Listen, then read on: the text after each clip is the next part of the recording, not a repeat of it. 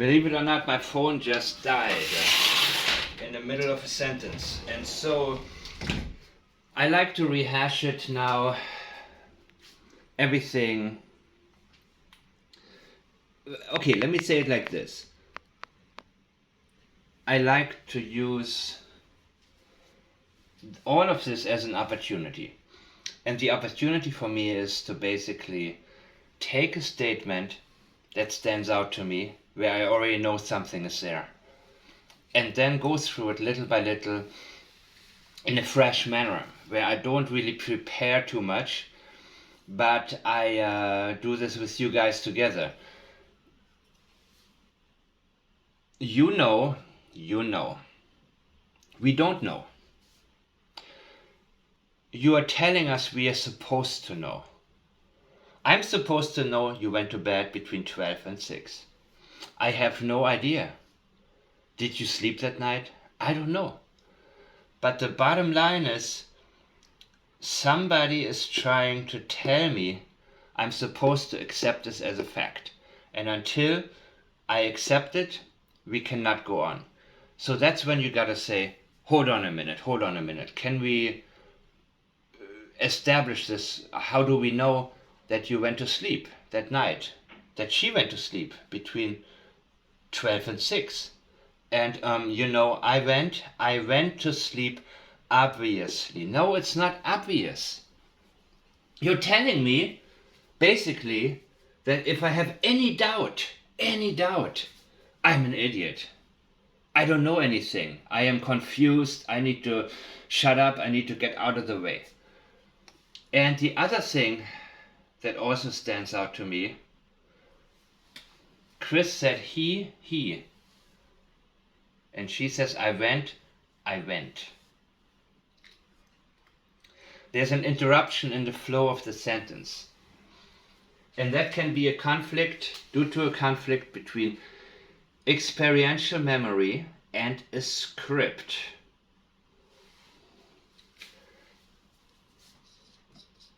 Experiential memory versus a script. And I've said previously, I have noticed that Katie Proudfoot has a very distinct pattern. When she leaves experiential memory and moves towards a script, she starts to stutter, she starts to make mistakes, even grammatical mistakes.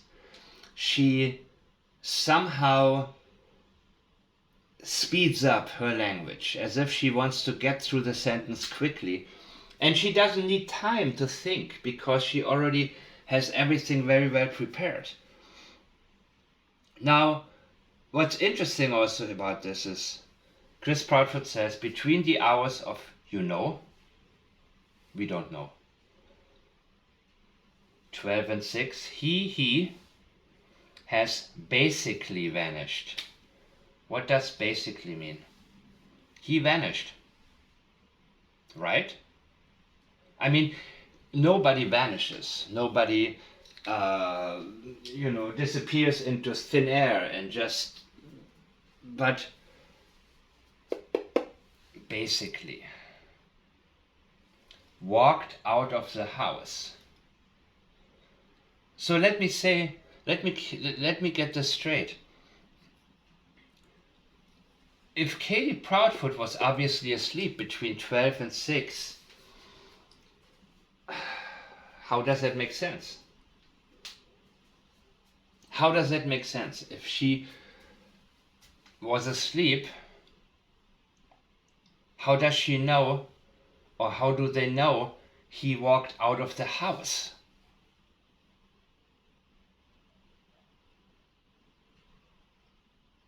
He could have jumped out of the window, somebody could have gotten in. Did he really walk? How do you know that? What are you not telling us here? Door was locked.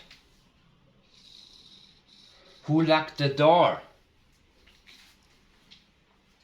Did Katie lock the door before, when they came in? Is that her habit, to always lock the door? Sebastian couldn't have locked the door. Could he have? If he walked out, then who locked the door? And gone. Gone is very final. Gone means basically my money is gone. The water, my anything that you consume, it's gone. You know? Do you have any more orange juice? No, it's already gone. It means it doesn't, there's nothing you can do to recover it. I already drank it. He is gone. He's telling us basically, don't look for him. He didn't say, and he left and he wandered away. Where could he be? Many of the statements Chris and Katie give us are very, very final statements.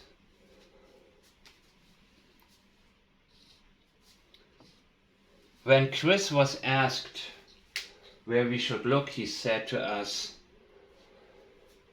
I don't really want to tell you because then you're going to say I knew something. If you find him there, you're going to know that I knew something, or going to suspect that I knew something and had something to do with it.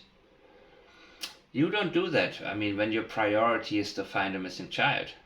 When you want to find a missing child, you think about where he could have gone. What access points does he have around the city, outside of the city? Where could he have wanted to go? Where could he have gone? Those are things that you want to explore. Those are things that your mind will race and think about all of the possibilities. And you don't say, he could be, we have looked anywhere or everywhere. There is no way. How can you make a statement that you have already searched everywhere? That is impossible, because there would be that one place where he could be that you have missed. And parents of a missing child, they are looking, even if a house has been searched, they're going to go back in there because they suddenly remember, oh, there's another closet. There is, there's one bed I haven't looked under yet. The restlessness will continue until the answers come. If you have exhausted one avenue already, you will look for a different one. And you will say to people, okay, we have looked in Clarksville, just as an example, even though that's an area that I will look at more later and identify whether the nudge supposedly Katie gave Chris was a significant one, or something that needs to be examined further. And again, body language can be very misleading. You have to be very careful with that. And I say to people always, intuition is a good guide, but everything that our intuition leads us towards needs to be substantiated by analysis. And we can never have a preconceived notion of what happened or who's telling the truth. But it can help lead us towards something. And when we allow ourselves to look at the specific avenues, we may find more answers. As of now,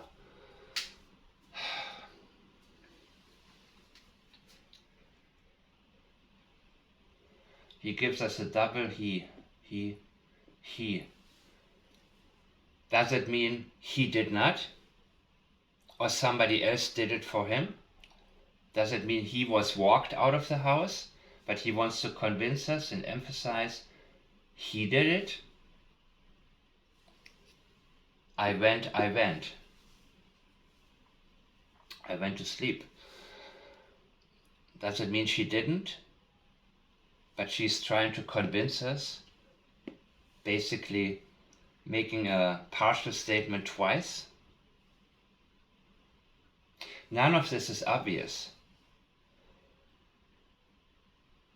And the ball is in their court. They're the ones who are supposed to tell us and are supposed to look for new avenues. They're supposed to say, please, maybe look over here, maybe look over there. What really happened? That will be dealt with later. When a child is missing, the only priority has to be finding the child and that the child is okay. There was not one iota of concern Katie has expressed of how Sebastian is doing right now. She didn't tell us he is dead, at least not directly. She maintains he could be anywhere. She maintains she has no idea what happened to Sebastian. So you would assume that she thinks he is alive somewhere. And again, there are so many cases where mothers of missing children, 20, 30 years later, they won't move away from the area where their child was last seen. They want to move out of the neighborhood. They have an opportunity to move somewhere for a better job. They, don't really like the neighborhood anymore. They want to go, but they cannot leave that particular place where their child was last seen.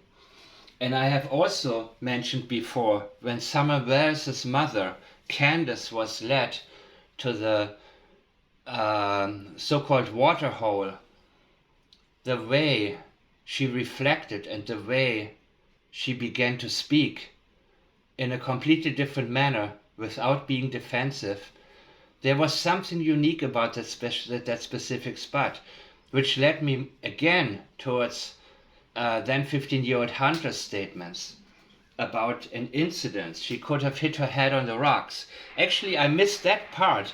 I thought that where Hunter actually said it, but Candace actually said, no, he's wrong. He said she hit her head on the rocks or something like that.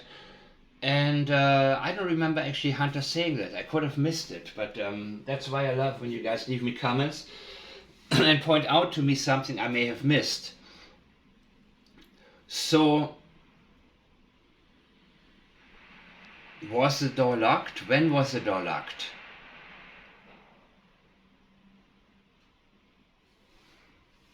I don't know, and we don't know. The answers are coming in. But even a short statement like that can tell us a lot.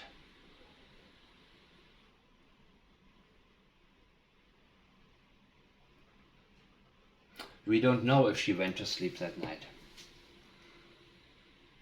We have no idea.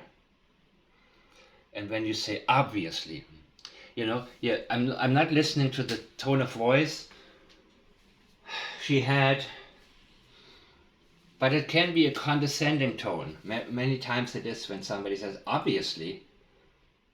She didn't say, there was no need. I went and I went to sleep would have been a proper statement.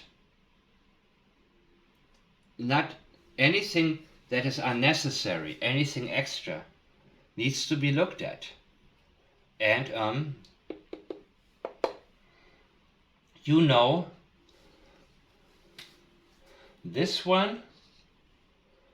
The second I went, and the obviously are not necessary. And to me it looks like an attempt to convince, but the question is, why would she feel the need to convince us? I went, obviously.